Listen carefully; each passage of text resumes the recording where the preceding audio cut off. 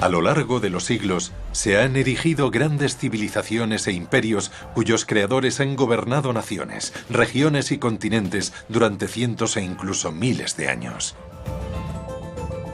Algunos de los grandes legados e hitos de estos imperios pueden haberse perdido en el tiempo, pero entre rocas y ruinas descubrimos pistas que nos permiten rastrear historias extraordinarias.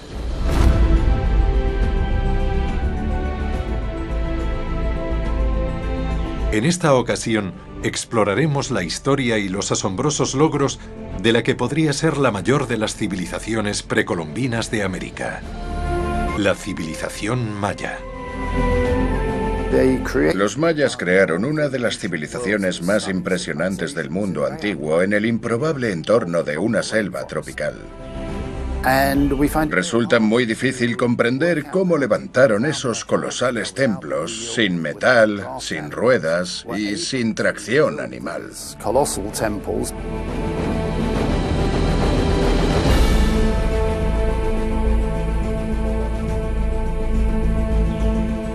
Durante más de 1000 años desde el siglo V después de Cristo aproximadamente, los antiguos mayas prosperaron en Centroamérica como una de las civilizaciones más espléndidas del mundo hasta que la conquista española en el siglo XVI puso fin a su grandeza. A diferencia de otras civilizaciones precolombinas como la azteca y la inca, los antiguos mayas nunca tuvieron un imperio unificado, sino un grupo de ciudades-estado independientes y a menudo enfrentadas en una amplia área que abarcaba unos 1000 kilómetros de norte a sur y unos 600 de este a oeste.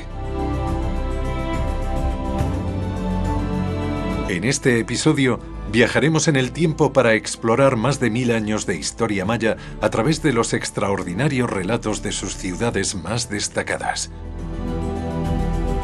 Nuestra historia comienza en el siglo VII después de Cristo, con el apogeo de una de las ciudades más antiguas de los mayas, Palenque, en el sur de México.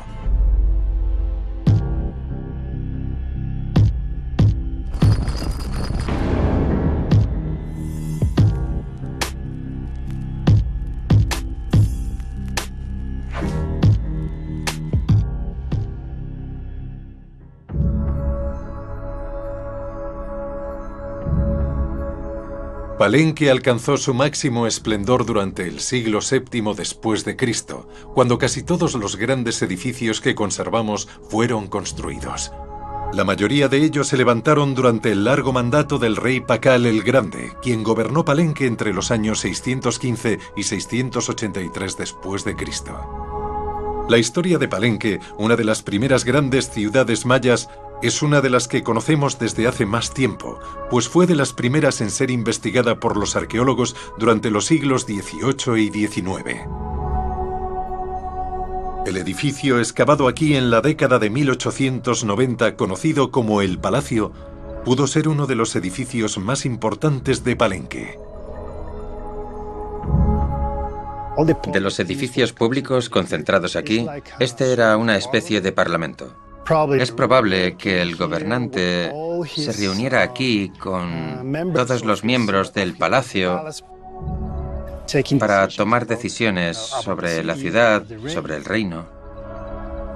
Es el lugar que representa el poder y la exclusividad de la élite de Palenque. En el centro del palacio hallamos un gran patio decorado con imágenes de prisioneros de guerra humillados, capturados durante ataques a otras ciudades y traídos aquí casi con certeza para ser sacrificados ritualmente. En las paredes del palacio, las imágenes esculpidas en estuco representan a los poderosos gobernantes de Palenque ataviados con una indumentaria propia de los dioses. Lo vemos en todos sus atributos, en la ropa que usan, en el tocado que llevan. Representan al dios del sol, al dios de la lluvia, al dios de la agricultura. Era una manera de decir que eran los representantes de los dioses aquí en la tierra. Sorprendentemente, pese a que estas imágenes de estuco llevan expuestas a los elementos más de 1300 años, aún quedan pequeños vestigios de los vivos colores originalmente empleados. De hecho, no solo estas imágenes de estuco fueron pintadas, sino que aquí en Palenque y en todo el mundo maya, el aspecto de sus grandes edificios era muy distinto al actual. La maravillosa Merle Green Robertson trabajó durante 40 años en Palenque y pudo demostrar que hacia el final de la vida en la ciudad, la mayoría de sus edificios públicos estaban pintados de rojo, casi con seguridad de hematita molida, un óxido de hierro extraído de la piedra caliza. Edificios como este, el Templo del Sol, no solo fueron pintados de rojo de arriba a abajo, sino decorados con otros llamativos colores. Construido a finales del siglo VII después de Cristo, destaca en particular por su elevado techo en forma de peine, el cual actuaba como un gigante cartel que anunciaba al rey de Palenque y su cercanía a los dioses. Como era frecuente en edificios mayas, su color más sagrado, un pigmento único conocido como azul maya, se reservaba para los gobernantes y dioses que moraban en los cielos. Pero el templo más famoso de Palenque es el Templo de las Inscripciones. Construido durante el reinado de Pakal el Grande, fue comenzado en el año 675 después de Cristo, cuando el rey de 70 años ya era muy anciano para su tiempo. Hasta el pasado siglo se creía que, al igual que otros edificios singulares, era un mero templo dedicado a la adoración de los dioses. Pero a principios de los años 50, un sensacional descubrimiento del arqueólogo mexicano Alberto Ruz transformó nuestra visión de la importancia del edificio.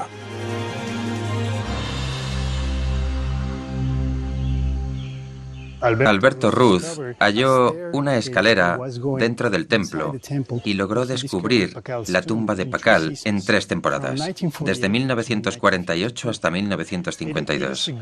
Fue un gran momento, no solo para la arqueología mexicana, sino para la arqueología mundial, pues por primera vez supimos que había tumbas dentro de esos templos.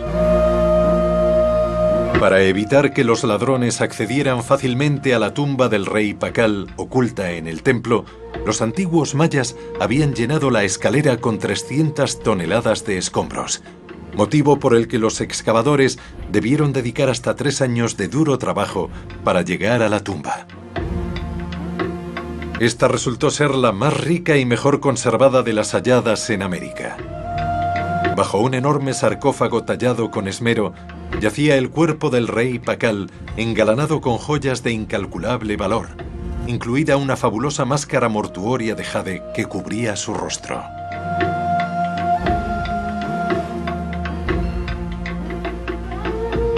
La tumba del rey Pakal fue la primera tumba real hallada intacta en un templo maya. Desde entonces, se han encontrado muchas otras tumbas de gobernantes mayas, especialmente en Tikal, Guatemala, y Copán, Honduras.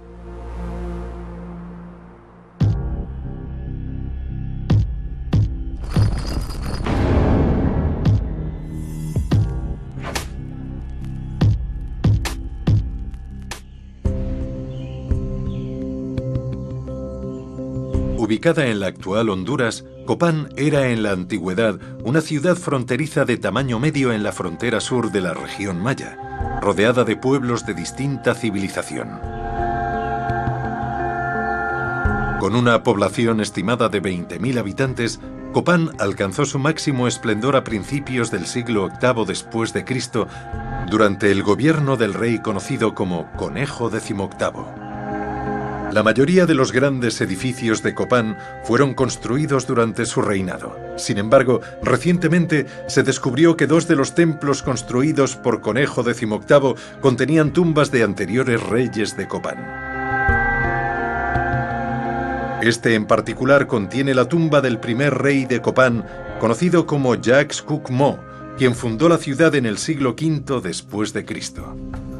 Fue importante porque en Copán, jeroglíficos de 4 siglos más tarde hablaban de este rey como su fundador y muchos arqueólogos habían dicho, no, se trata de algo imaginario. Habría sido un líder del montón si es que hubiera llegado a existir. Y lo que descubrimos con la tumba de Jacques Cuquemot es que realmente existió.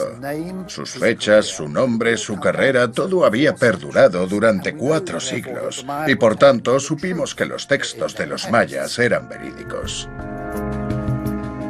También se encontró la tumba del 12º rey de Copán enterrada bajo la escalinata jeroglífica, el monumento más famoso de Copán.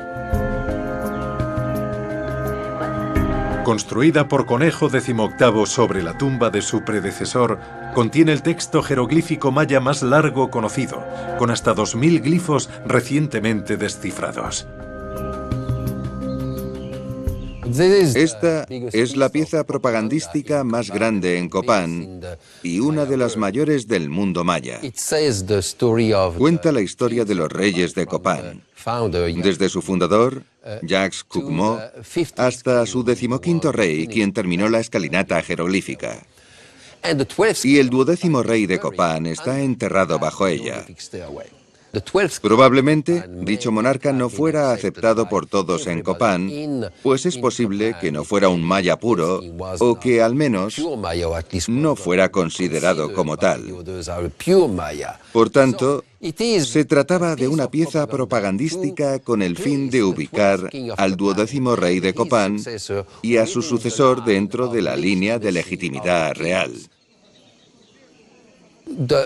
El 13º rey de Copán, al que llamamos Conejo XVIII, fue sin duda el más grande de todos, pero tuvo que lidiar con muchos problemas. Él fue quien comenzó con esa propaganda para decir, no os preocupéis, todo está bien. Durante los 40 años de reinado de Conejo XVIII, Copán prosperó como nunca antes. Pero al final de este mandato, un conflicto cada vez más profundo con las ciudades mayas vecinas preludió la inminente caída de Copán. Estaba en conflicto con Quiriguá, y Conejo XVIII sería arrestado por su rey y sacrificado allí. Su muerte en el año 738 marcaría el principio del fin de Copán. Copán tendría 4 reyes más, pero sus días de gloria pronto llegarían a su fin. No habían pasado ni 100 años de la muerte de Conejo XVIII cuando poco después del año 800 después de Cristo cayó la gran ciudad-estado de Copán. Nadie sabe con certeza la razón. Entre los posibles motivos se incluyen una guerra civil, la superpoblación, una sequía, la hambruna o una enfermedad. Pero en cualquier caso, la selva no tardaría en ocultar las ruinas de Copán, desaparecidas durante casi un milenio hasta su redescubrimiento. El colapso de la civilización maya clásica sigue siendo uno de los grandes misterios a debate.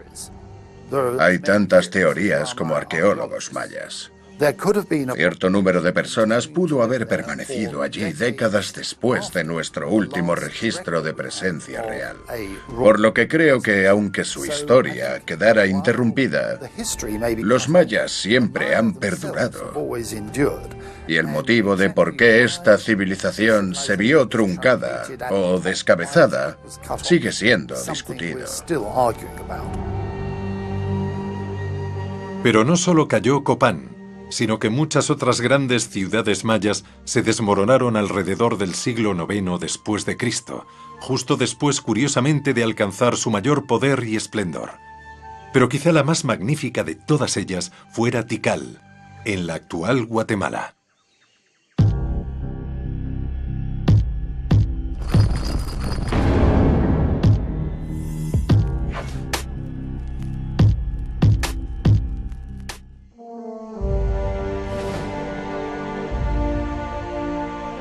Mucho más grande y poderosa que Copán, su aliada subordinada, Tikal ya era una importante ciudad siglos antes de que ésta alcanzara prominencia. aunque su era de mayor esplendor también tendría lugar en el siglo VIII después de Cristo. 4 años antes de la captura y sacrificio de Conejo XVIII en el año 738 después de Cristo, el rey más grande de Tikal, Hasau Chan Kawil, conoció un final mucho más feliz, sepultado con gran pompa y ceremoniosidad bajo el templo más famoso de Tikal, conocido como Templo 1. De hecho, primero construyeron la tumba y luego sobre ella un templo de casi 50 metros. En el santuario de la parte superior, la más cercana al cielo, los sacerdotes mayas realizaban rituales en honor al fallecido rey. En total, el templo se eleva en 9 grandes escalones que simbolizan los 9 niveles del inframundo maya. Y bajo este se hallaba la espléndida tumba del rey, descubierta por los arqueólogos en 1962 a través de un túnel excavado al pie de la escalera principal. Además del Templo 1, hallamos otros 5 templos piramidales en Tikal, así como miles de edificios más pequeños. El magnífico Templo 2, por ejemplo, frente al Templo 1, cruzando la plaza principal de Tikal, fue erigido en honor a la esposa del rey, Hasau Chan Kawil. Repartidos a lo largo de la extensa ciudad de Tikal, los espectaculares techos de sus muchos y grandiosos templos, de menos de un siglo de diferencia entre ellos, se elevan hoy majestuosos sobre la selva tropical.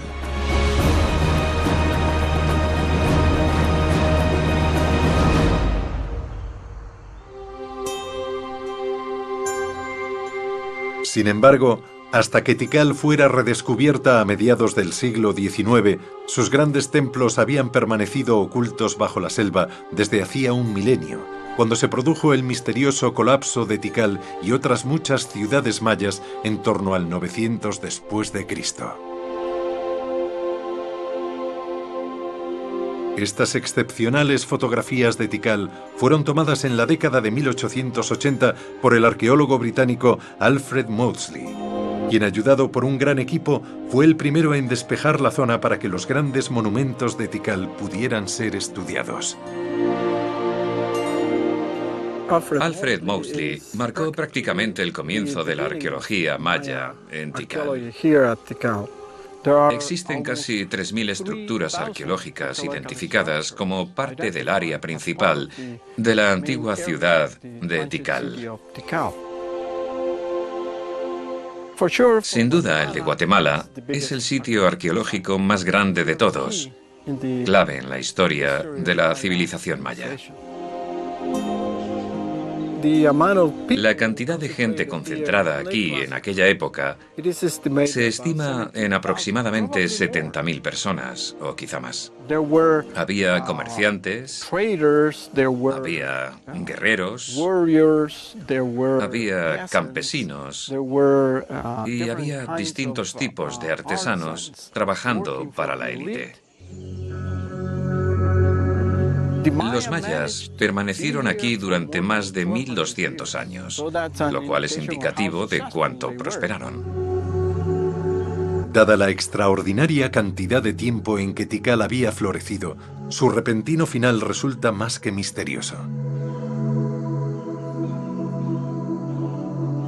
Escondido bajo la envolvente selva, el Templo 3, aún sin excavar en gran parte, fue el último edificio construido en Tikal en el año 810 después de Cristo. Con una altura de 55 metros, su magnífico techo en forma de peine proclamó una vez con orgullo la supremacía del gobernante que lo creó.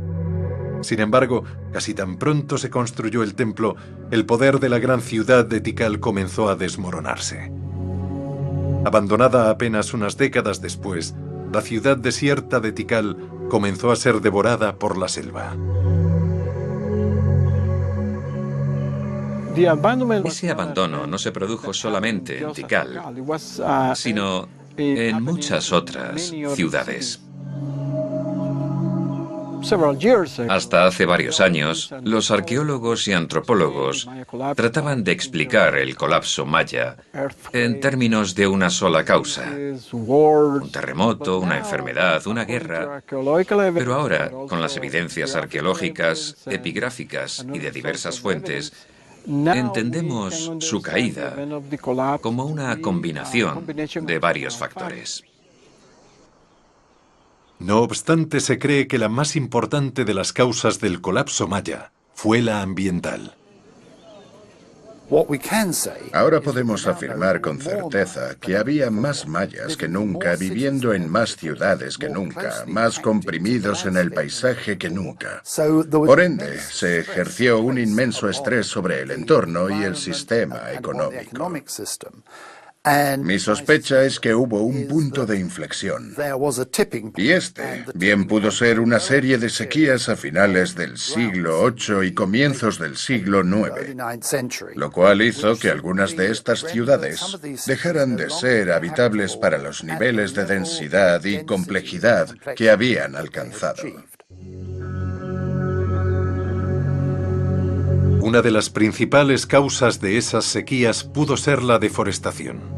Extensas áreas despejadas para cultivar alimentos para Tikal y otras grandes poblaciones, además de proveer leña y materiales de construcción. Al parecer, los mayas de las grandes ciudades de Tikal, Copán y Palenque pudieron haber sido víctimas de su propio éxito, y sus grandes ambiciones habrían dejado de ser sostenidas por su entorno.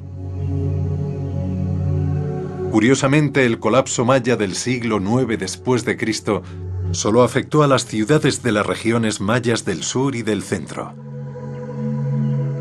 Las ciudades mayas del norte de Yucatán, en el actual México, lograron sobrevivir un poco más, como por ejemplo la hermosa ciudad de Uxmal.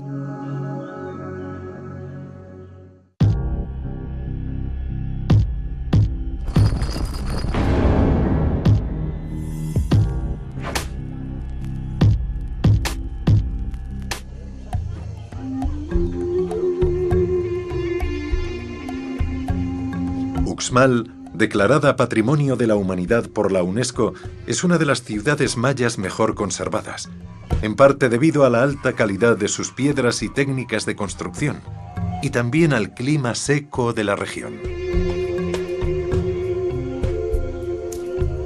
La ciudad dominaba la región durante su apogeo a finales del siglo IX y principios del X, con alrededor de 30.000 habitantes, y es famosa por los distintivos estilos arquitectónicos de sus magníficos templos y palacios.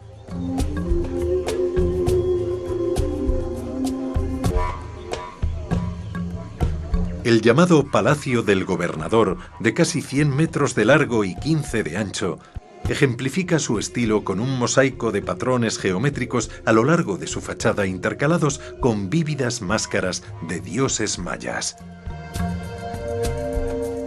Está decorado con el friso más largo de mosaicos de piedra de la zona maya.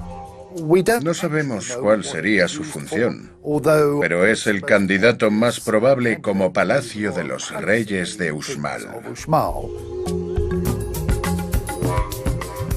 Elevado sobre una gran plataforma para dominar la ciudad, se estima que 500.000 de toneladas de tierra y rocas debieron de ser desplazadas para crear la base sobre la que se erige el Palacio del Gobernador.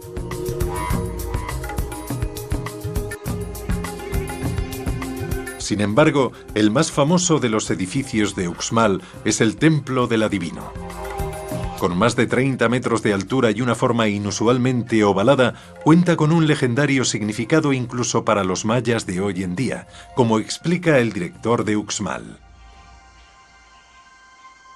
Es una gran satisfacción para mí trabajar en Uxmal, primero porque soy heredero de esta cultura, soy maya.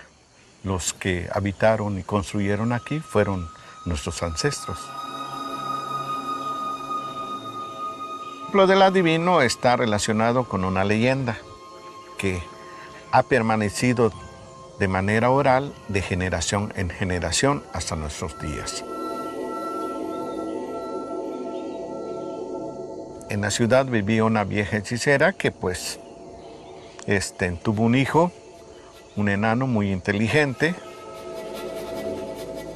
y el enano asume el poder de Uxmal. Mandó a construir el templo del adivino en una sola noche. Y obviamente el templo del adivino pues se construyó en un largo periodo de tiempo. La base del templo es del año 400 a.C. Y bueno, y tenemos periodos, otras subestructuras que se construyeron en el año 600, en el año 810 después de Cristo. Y bueno, y la última fase que es el año 950 después de Cristo. Pues es un edificio que se construyó durante un muy largo periodo de tiempo.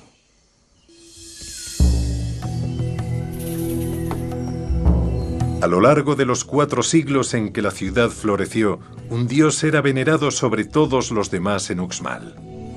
Chak, el dios de la lluvia. Su imagen se repite en todos los grandes edificios de Uxmal, incluido el templo del adivino. El mascarón de Chak es una cara con sus cejas, con un tocado, con los ojos muy bien marcados, la nariz, la boca y las orejeras. Las orejeras y los aretes que cuelgan en los laterales del mascarón.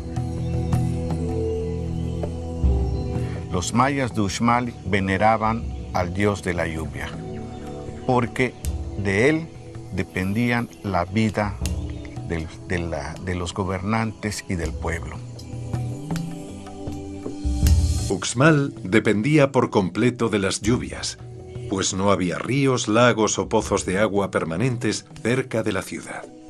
No obstante, para desgracia de los habitantes de Uxmal, su adoración al dios de la lluvia Chak no bastó para mantener el flujo de lluvias. Pruebas científicas demuestran una gran sequía a finales del siglo X después de Cristo, y es posible que por su causa la ciudad fuera abandonada. A pesar del colapso de las grandes ciudades mayas de Palenque, Copán, Tikal y Uxmal a finales del siglo X después de Cristo, aún estaban por llegar los mejores días de una magnífica ciudad maya, una de las más famosas y espectaculares de todas ellas, Chichén Itzá.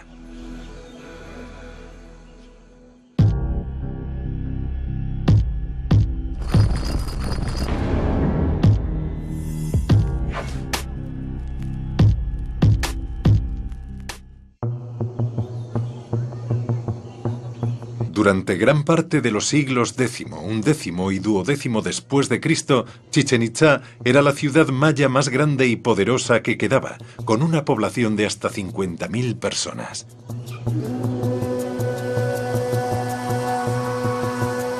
Sus numerosos y espectaculares edificios ceremoniales se extienden a lo largo de más de 5 kilómetros cuadrados.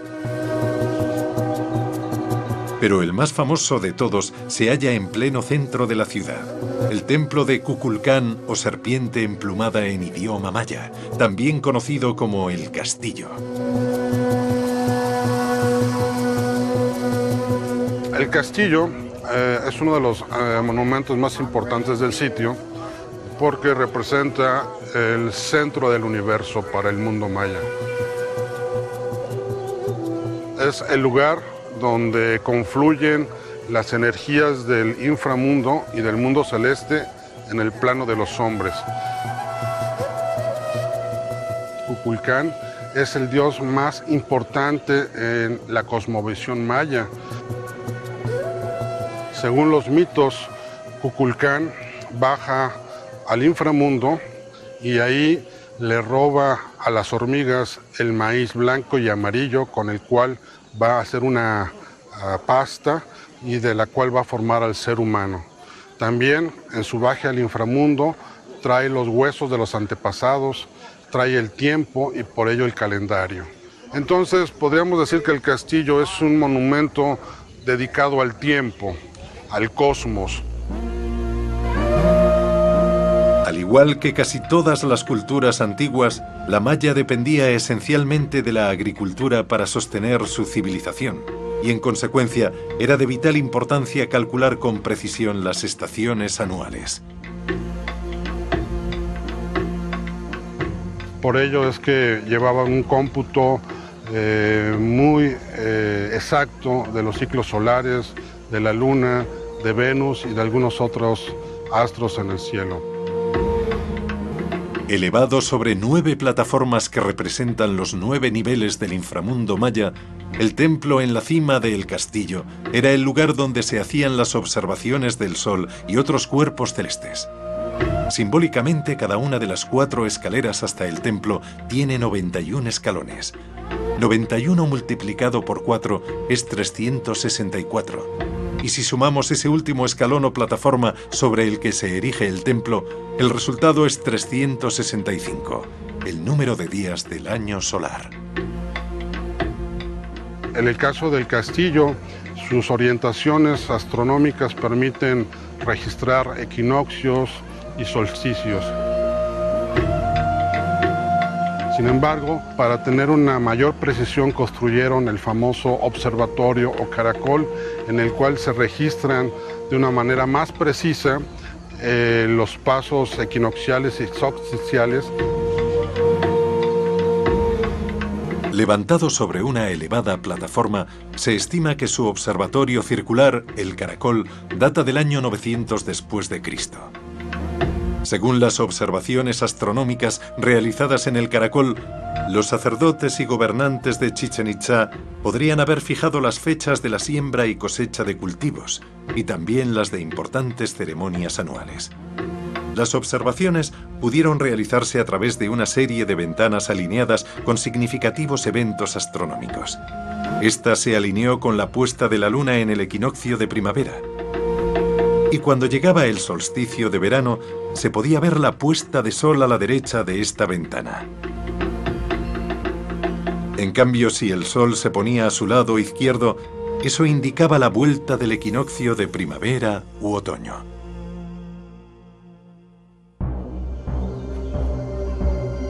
Para su época, los mayas eran grandes astrónomos, capaces de identificar con precisión el cambio de las estaciones.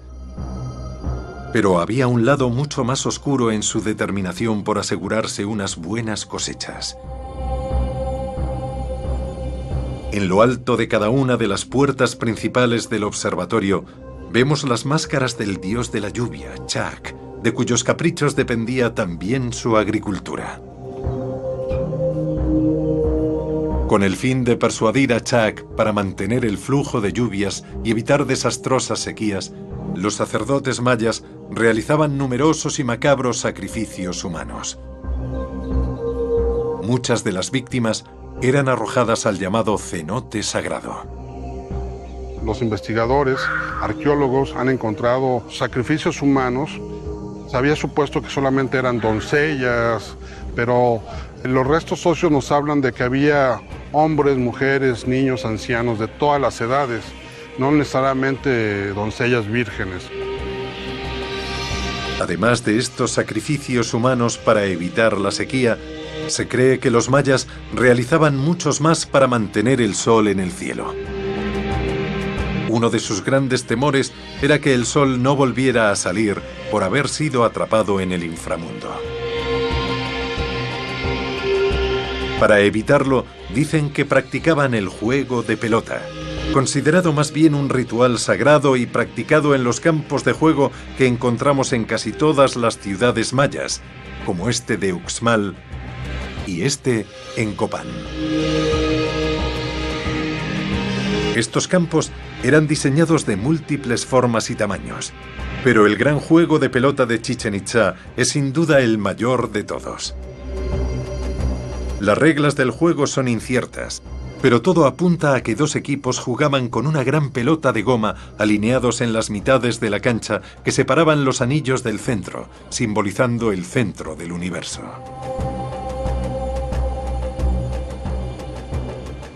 La pelota representaba el sol y era golpeada por los jugadores y el sol viajaba de un extremo del universo al otro. Al final del juego había un sacrificio. Lo que aún no sabemos con certeza si eran los ganadores o los perdedores los cuales eran sacrificados. Posiblemente el que era sacrificado era el ganador, porque era un privilegio ir a morar con los dioses en ese paraíso prometido. En los paneles del juego de pelota podemos observar cómo hay dos grupos de guerreros, con un capitán ha decapitado al capitán del equipo contrario y se le ve portando la cabeza y el cuchillo con el cual ha sacrificado al capitán del equipo contrario. Y ese capitán sale en chorros de sangre en forma de serpiente. Una representación de lo sangrientos que podían ser los sacrificios humanos del juego de pelota la encontramos en la plataforma de los cráneos, junto al gran juego de pelota. Aquí se cree que los sacerdotes mayas no solo colocaban las cabezas de los jugadores decapitados, sino de numerosos cautivos y prisioneros de guerra sacrificados al mismo tiempo. La decapitación era un método de sacrificio, y sabemos que extraer el corazón era otro. Echaban a la víctima hacia atrás sobre un altar y con un cuchillo cortaban justo debajo de la caja torácica. El sacerdote podía entonces alcanzar la cavidad torácica y usar un cuchillo afilado para cortar los vasos sanguíneos y extraer el corazón. La extirpación del corazón y de la cabeza era una forma de comunicarse con los dioses ofrendándoles sangre. Aparentemente satisfechos por la ofrenda de sangre de las víctimas sacrificadas, los dioses mayas mantenían el sol en el cielo, brillando sobre el poderío de Chichén Itzá. Chichén Itzá conservó su fuerza durante un par de siglos aproximadamente, pero a principios del siglo XIII había entrado en declive y pronto sería abandonada al igual que las antiguas Palenque, Copán, Tikal y Uxmal. Los gloriosos días de los antiguos mayas habían llegado a su fin 300 años antes de que la conquista española sellara el destino de las escasas ciudades mayas restantes. Una de las pocas que aún prosperaban cuando los conquistadores españoles llegaron a principios del siglo XVI era Tulum, en la costa caribeña de la península de Yucatán.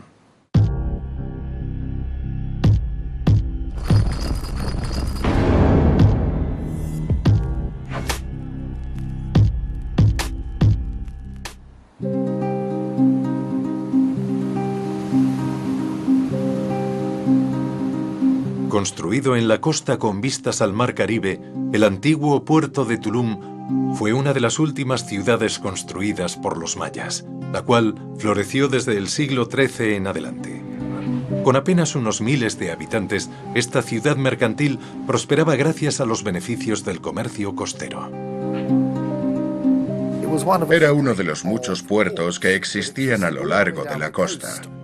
Núcleos del comercio internacional en canoa, que en la época del viaje de Colón sabemos que llegaban hasta lo que es hoy en día el actual Canal de Panamá.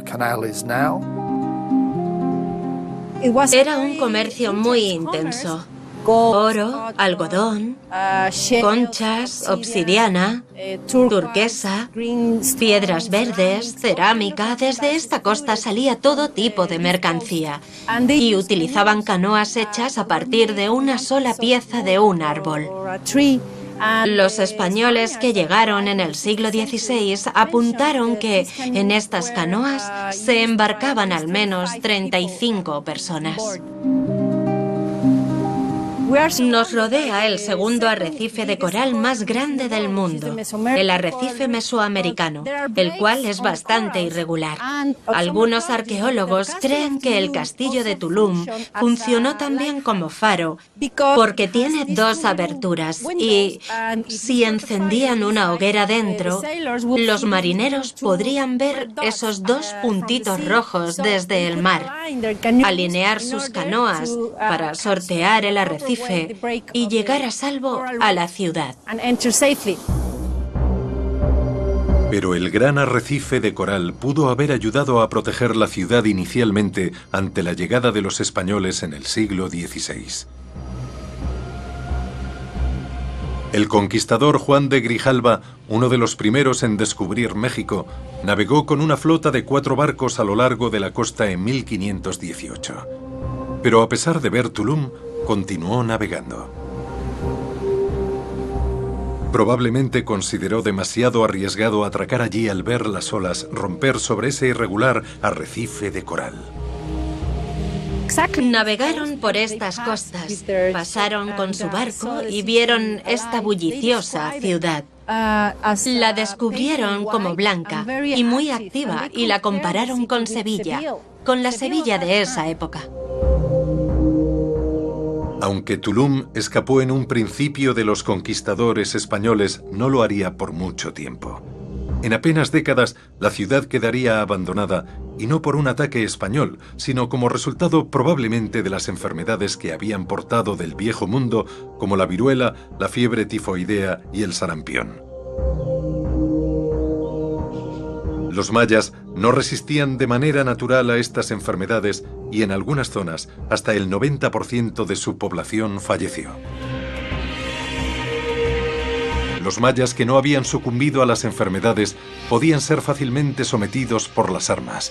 Y a mediados del siglo XVI, los españoles ya estaban al borde de conquistar casi toda la región maya, desde Yucatán en el norte hasta las tierras altas de Guatemala hacia el sur. Hoy, la mejor conservada de estas antiguas ciudades mayas que se interpusieron a la embestida española es Mixco Viejo.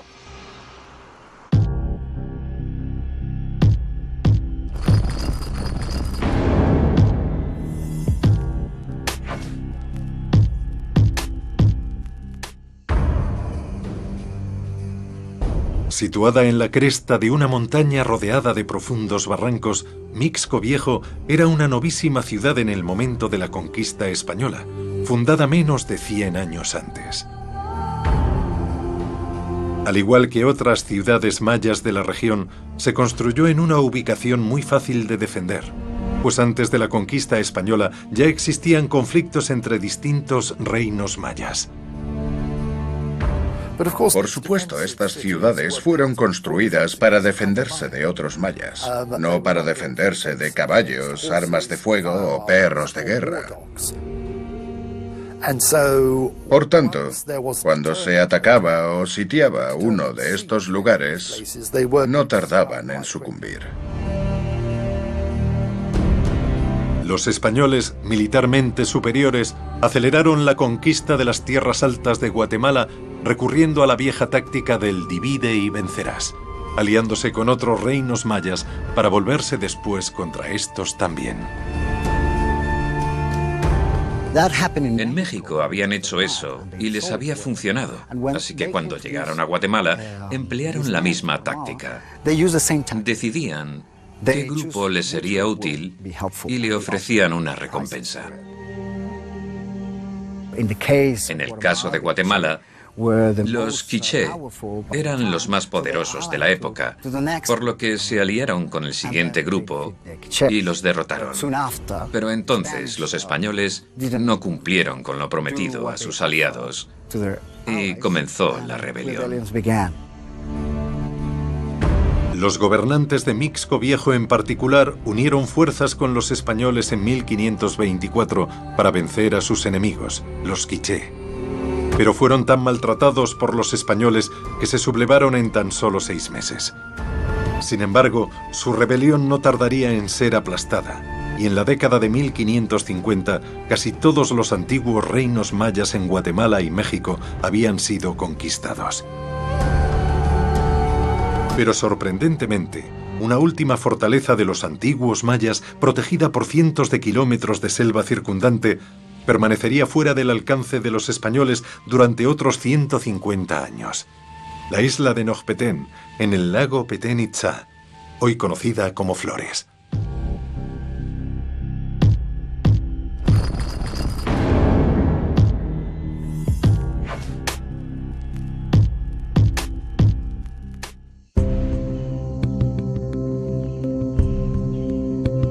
Noc Petén, la moderna ciudad de flores bellamente ubicada en una isla en medio del lago Petén Itzá, fue hasta 1697 la capital del pueblo Itzá y el último reino maya invicto. Rodeada por una zona selvática prácticamente impenetrable, Noc Petén extendió en más de un siglo la supervivencia de cualquier otra gran ciudad maya. En realidad, sobrevivió por un abandono benévolo, hasta que los españoles decidieron que debían hacer algo con el que era conocido como un reino independiente y, en concreto, un refugio para los disidentes de las áreas españolas cerca de Yucatán. Tras decidir que la resistencia de Noc Petén debía ser aplastada, los españoles construyeron una calzada a través de la jungla en la década de 1690 para permitir el avance de un ejército. Con el fin de evitar la batalla, varios misioneros se adelantaron con el fin de persuadir al orgulloso gobernante de Noc Petén, el rey Canek, para que se convirtiera al cristianismo y se sometiera pacíficamente al dominio español.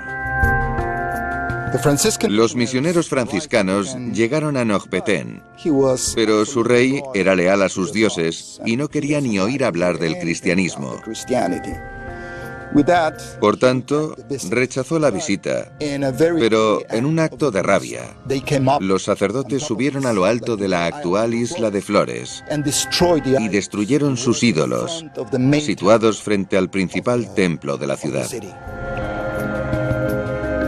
Enfurecido, el rey Canek ordenó que los misioneros fueran expulsados de la ciudad. Sin embargo, al poco tiempo, volvieron una última vez para intentar que se convirtiera. Trataron de hablar con el rey Canek, pero este, por la noche, masacró a todo el grupo. De este modo, envió un claro mensaje a la Iglesia y a la corona de España. No quería ser dominado por los españoles. Esa fue la chispa que llevaría allí a un enorme ejército el 13 de marzo de 1697, y no en son de paz, sino declarando la guerra al pueblo de Noc Petén y su rey Canek. El terrible ataque del 13 de marzo aniquilaría a muchos de los Ichá de la isla y supondría el final de su civilización en la gran isla de Noc Petén. Aquello fue una gran tragedia para el pueblo maya después de haber sido una de las grandes culturas del mundo. El antiguo templo maya de Noc Petén fue demolido tras la captura de la ciudad, y sobre sus ruinas se edificó una iglesia católica para sepultar su pasado pagano para siempre.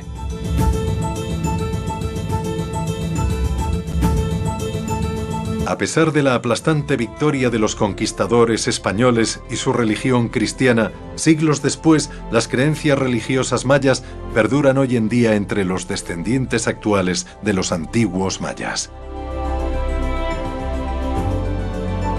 Por ejemplo, en las ruinas de Mixco Viejo en las tierras altas de Guatemala, indígenas mayas aún acuden a los templos de sus antepasados para rezar. La cultura no desaparece de un día para otro. La cultura prevalece en el tiempo. Y un ejemplo es que Mixco Viejo y otros lugares como este siguen vivos. La gente viene aquí para orar frente a su lugar de origen, el lugar del que provienen. Es algo que sigue vivo para ellos.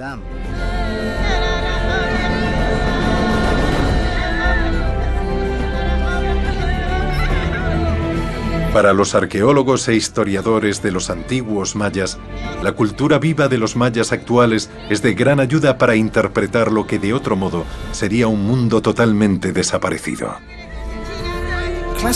La antigua civilización maya desapareció hace más de 1000 años. Pero los propios mayas sobrevivieron. Existen 6 millones de ellos que todavía hablan 28 idiomas mayas. Su cultura y sus lenguas son absolutamente cruciales para entender la cultura de sus antepasados. Hoy en toda la región la cultura maya perdura. mientras que las espectaculares ruinas de los antiguos mayas recuerdan a sus descendientes que aquellos un día gobernaron estas tierras y crearon una de las mayores civilizaciones del mundo.